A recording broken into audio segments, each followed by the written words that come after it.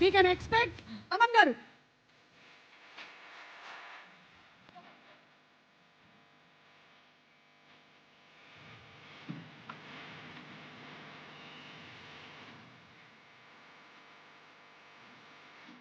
Okay, ఒక combo కోరుతున్నారు అమన్ గారు.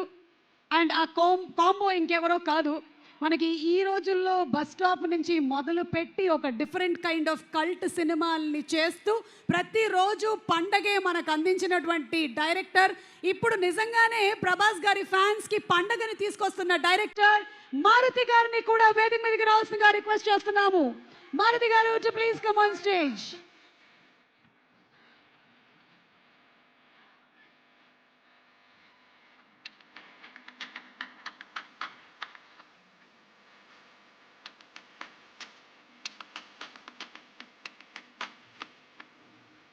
రెబల్ సాబ్ ఆ లిరిక్ నేనే రాశా. సరే, ఇది నువ్వు దయ్యాన్ని పంపించేవే, అది వాడిన మైక్ ఇది. ఓ మంచిదే కదా డార్లింగ్, ఆ దెయ్యం వల్లే 4 డబ్బులు వస్తున్నాయి ఇప్పుడు. అంటే బస్ స్టాప్ నుంచి ఈరోజు ఎయిర్పోర్ట్ దాకా వచ్చావు, ఎయిర్పోర్ట్ వచ్చేసాను. అంతే.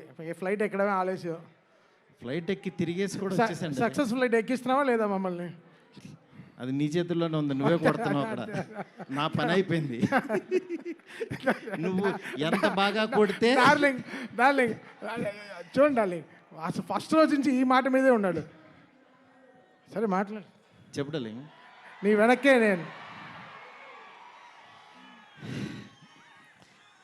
చాలా మాట్లాడాలనుంది, చాలా చెప్పాలనుంది, కాకపోతే అన్నీ చెప్పు డార్లింగ్. నేను వెయిట్ చేస్తా. నీకు చాలా కామెడీగా ఉంది డార్లింగ్. మన అంతే కదా darling. Anyway thank you so much. First of all రెబల్స్కి చాలా చాలా థ్యాంక్స్. ఎందుకంటే నేను తీసిన సినిమాని బిగినింగ్ నుంచి నన్ను ఎంకరేజ్ చేస్తూ ఇంత దూరం తీసుకొచ్చారు. అసలు ఈ సినిమా, ఈ మూమెంటు, ఈ ఈవెంటు ఇక్కడికి వస్తాను అని అనుకుంటున్నానంటే కారణం ఇద్దరే. ఒకళ్ళు నా కింగ్ సైజ్ కట్అవుటు రెబల్ స్టార్, అట్లాగే ఈ సినిమాని మేమెంత ప్రేమించినా సరే వెనకడుగు వేయకుండా మమ్మల్ని నడిపించిన వ్యక్తి విశ్వ సార్. మీకు ఎప్పటికీ రుణపడి ఉంటాను సార్. ఎందుకనంటే ఆయన లైఫ్ పెట్టేశారు ఈ సినిమాకి. పీపుల్స్ మీడియా మొత్తం, పీపుల్స్ మీడియా స్టాఫ్ కానీ, పీపుల్స్ మీడియాలో పనిచేసే ప్రతి ఒక్కళ్ళు కానీ, మనం ఈరోజు ఏదో ఇది నేను చెప్తున్నాను, ఒక సాదా సీదా ఒక ఫంక్షన్ కాదు ఇది. దీని వెనకాల చాలా చాలా కష్టం ఉంది, అంత ఈజీ కాదు. మేము ఒక రెబల్ స్టార్ని తీసుకుని వచ్చి, ప్రభాస్ గారిని తీసుకుని వచ్చి భోజనం పెట్టి పంపించేసే అలాంటి సినిమా తీయలేదు ఇది. ఆయన్ని తెచ్చుకున్నప్పుడు అలాంటి ఆ రేంజ్ ఫుడ్డే పెట్టాలని ఫిక్స్ అయ్యాం. అందుకని మీకు నేను చెప్తున్నాను, థియేటర్కి వచ్చిన వాళ్ళకి మాత్రం 100% ఎంత ఎఫర్ట్ పెట్టామో మీకు కళ్ళకు కనపడుతుంది. నెక్స్ట్ అసలు ఈ జర్నీ ఇక్కడ కొంచెం మాట్లాడాలి. నన్ను మా ఫ్రెండ్స్ అందరూ మాట్లాడమని చెప్తున్నారు. అంటే కథల్లోనూ, చరిత్రలోనూ, పుస్తకాల్లోనూ వింటూ ఉంటాం, ఆ దేవుడు అలా కిందకి దిగొచ్చాడు, కనకదుర్గమ్మ ఒక రిక్షావాడు కోసం కిందకు వచ్చింది, ఇట్లా వింటూ ఉంటాం, ఆ పుస్తకాల్లో చదువుతూ ఉంటాం.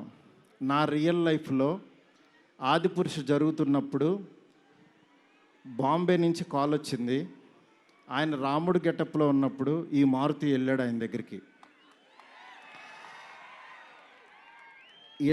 వెళ్ళిన తర్వాత అలా మా పరిచయం స్టార్ట్ అయింది. ఆయన ఆ రోజు బాగా నవ్వించానని అనుకున్నాను. కానీ ఆయన అంటే ఆయనకు అసలు అవసరం లేదు. ఎందుకంటే బాహుబలి హీరో. కాశ్మీర్ వెళ్ళినా, ఆఫ్రికా వెళ్ళినా, ఇంకెక్కడికో మసైబారా అని ఏదో మారుమూల గ్రామం సౌత్ ఆఫ్రికాలో ఎక్కడో వెళ్ళాం. వెళ్తే నేను ఫిలిం డైరెక్టర్ అన్నా. అవునా అన్నాడు. పైనుంచి కింద చూశాడు. నా హీరో ఎవరో తెలుసా అన్నా. అంటే ఎవరని అన్నాడు. ప్రభాస్ అన్న. ఓ బాహుబలి హీరోనా అన్నాడు. అంటే మసైబారాలో ఒక ఒక వేరే జాతి వాళ్ళకు కూడా తెలిసిపోయారు ఆయన. నిజంగా రాజమౌళి గారికి ప్రతి డైరెక్టరు చాలా చాలా చాలా రుణపడి ఉన్నాం. ఎందుకనంటే ఇవాళ ప్యాన్ ఇండియా అని అందరూ కాల్ రేస్కి తిరుగుతున్నాం. కానీ ఒక వ్యక్తి లైఫ్ పెట్టేసి ఒక ఒక మీడియం రేంజ్ హీరోని ఒక ప్యాన్ ఇండియాకి పరిచయం చేసి ప్రపంచానికి ఈరోజు ఒక పెద్ద కటౌట్ని నిలబెట్టారు ఆయన. నిజంగా మనం ఒక తెలుగు ఇండస్ట్రీకి ఈరోజు ఒక స్వర్ణయుగం లాంటిది.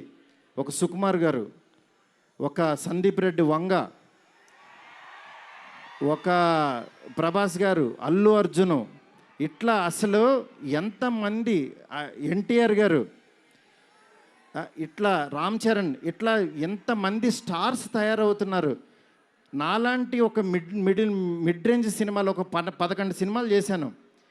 నా రేంజ్లో నేను చేసుకుంటూ వెళ్ళిపోతున్నా. అలాంటి వాడిని కూడా నువ్వు ఇక్కడ కాదురా బాబు, నువ్వు రెబల్ యూనివర్సిటీలో జాయిన్ అవ్వు, నువ్వు పెద్దోడవు అని ఆ వ్యక్తి తీసుకొచ్చి నన్ను ఇక్కడ నుంచోబెట్టారు. ఈరోజు నిలబడి మాట్లాడుతున్నా. నేను రాశాను, నేను తీశాను, కానీ నా వెనకాల ఉన్న శక్తి మామూలు శక్తి కాదు. అది ఆయన యాక్టింగ్ చేసి వెళ్ళిపోవటం కాదు, ఆయన లైఫ్ పెట్టేశారు. అది నన్ను అంటే ఆయన సినిమా పట్ల ఉన్న భక్తి, సినిమా పట్ల ఉన్న ప్యాషను, సినిమా ఆయన ఏకమైపోయిన తీరుకి అది మాటల్లో చెప్తే చాలా తక్కువైపోద్ది. నేను ఏదో కావాలని ఇట్లా పొగుడుతున్నట్టే ఇదని కాదు. ఆయన వేరే, ఆయన సినిమాతో ఏకమైపోయారు. మీ అందరు మనసుల్లో ఉన్నారు. ఆయన ఆ ప్రతిరూపం ఇవాళ మన ఎదురుగుండా కూర్చుంది అంతే. ఇలాంటి దీంట్లో ఈ రాజాసాబు 3 years తర్వాత చాలా కష్టపడి ఇక్కడ దాకా తీసుకొచ్చాం. మాకు పండక్కి మీ అందరికీ మిమ్మల్ని ఎంటర్టైన్ చేయాలని ఒకటే ఆకాంక్షతోటి వేరే సినిమాలు చాలా ఉన్నా సరే అన్నిటి మధ్యలోకి ఇంత పెద్ద బడ్జెట్ సినిమాని చాలా ధైర్యంగా విశ్వప్రసాద్ గారు తీసుకొచ్చారు మీ ముందుకి. డెఫినెట్గా ఇది ఆల్ లాంగ్వేజెస్ మామూలుగా ఉండదు సినిమా. ఎందుకంటే ఈ జోనర్లో అంత పొటెన్షియాలిటీ ఉంది. నెక్స్ట్ ఈ జోనర్ నెక్స్ట్ లెవెల్కి తీయగలిగాం. అలాగే నార్త్లో అనిల్ తడాని గారు రిలీజ్ చేస్తున్నారు. ఇక్కడ మైత్రి ఫిలిమ్స్ ద్వారా రిలీజ్ అవుతుంది. ఈ సినిమా నేను చెప్తున్నాను, ఏదో నేను తీసానని కాదు, నేను ఒక ఆడియన్ లాగానే చూస్తా. ఎప్పుడైనా సినిమా తీసానో నా పని అయిపోయిందని బయటకు చూస్తా. కానీ ఈ సినిమాని యాజ్ ఏ ఆడియన్గా రోజు నేను తీసిన సినిమా వేరు, తర్వాత ఆర్ఆర్ చేస్తున్నప్పుడు చూస్తున్నాను ఒక్కొక్క రీలు. నిజంగా నేను తీసిన సినిమాకి నాకే కన్నీళ్ళు వచ్చినాయి. ఆయన పెర్ఫార్మెన్స్ చూసి ఫస్ట్ రీల్లోనే నేనే కూర్చుని ఏడ్చా. ఆయనకి మనోడు అలెక్సా లైట్స్ ఆఫ్ అని అంటాడు. అన్న తర్వాత నేను ఏడుస్తున్న సంగతి ఎవరికి తెలీదు. నిజంగా అంత గొప్ప పెర్ఫార్మెన్స్ని ఈ సినిమా కోసం ప్రాణం పెట్టిన ప్రభాస్ గారికి ఎంతైనా రుణపడి ఉంటాను.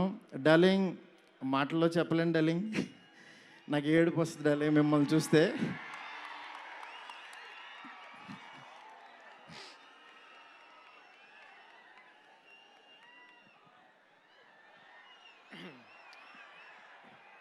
ఏ ఇష్యూనైనా టిష్యూ లాగా చూస్తావు, నువ్వు ఏడుస్తే బాధగా ఉండాలి. ఎస్కేన్, వీ నీడ్ యువర్ పవర్. ఇంకా ఇప్పడానికి ఏం లేదు, షర్ట్ ఇప్పటి యూ డిడ్ సంథింగ్. డార్లింగ్, నేను మీకు తెలీదు, ఎవరన్నా చనిపోయినా ఏడవను. ఎందుకంటే వెళ్ళి కాసేపు చూసుకుని చావు కామన్ కదా అనుకుని వచ్చేస్తూ ఉంటా జనరల్గా.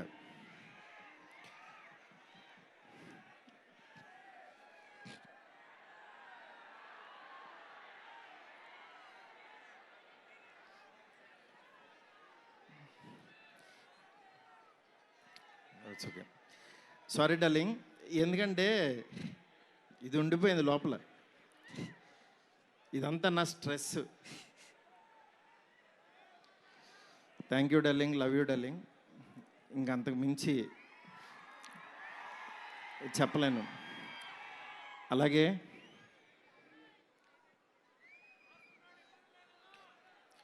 ఈ సినిమాకి మాలవిక, నిధి, రిధి ఒక్కళ్ళు కాదు, ప్రభాస్, సీనన్న, నెక్స్ట్ అట్లా ప్రతి ఒక్కళ్ళు చాలా ఎంత ఎఫర్ట్ పెట్టారు. Thank you so much. మీరు ఎదురుగుండా ఉంటే నా వల్ల కాదు.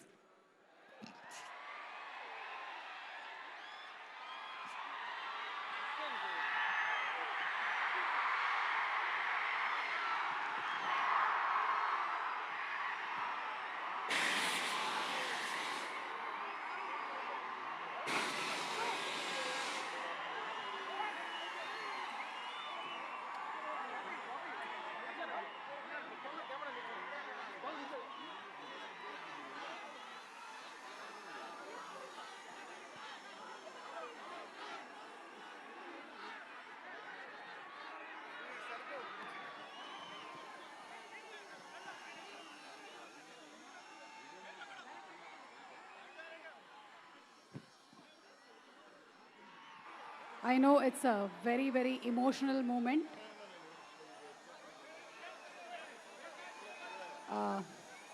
Maruti garu, almost 3 years of journey, 3 years of friendship, 3 years of love. 3 సంవత్సరాలు కష్టం బయటకు వచ్చింది.